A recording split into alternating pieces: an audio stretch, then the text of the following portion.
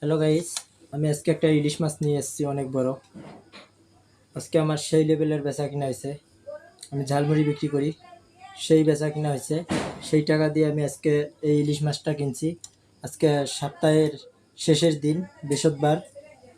আজকে আমি এই ইলিশ মাছটা কিনতে পারছি আপনাকে দোয়ায়।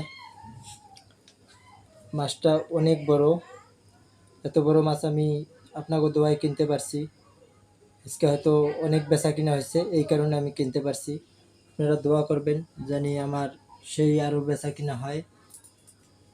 বেচা কিনা হলে আমরা সুন্দর মতো ভালো ভালো খেতে পারবো। আপনাদেরকেও দাওয়াত থাকলো, আসবেন আমার বাসায়, ইলিশ মাছ দিয়ে ভাত খাওয়াবো। ইলিশ মাছটা কাটবো এখন, সুন্দর করে কাটিয়ে সুন্দর করে ভুনা করব। আপনারা আসবেন কিন্তু ইলিশ মাছ খাওয়ার জন্য। এত সুন্দর ইলিশ মাছ আমি কিনছি। এই ইলিশ মাছটা এখন আমি কাটবো। কাটার পরে কি করব, কোন পাশে কাটি, এই বড় মাথা পাশে আগে কাটি।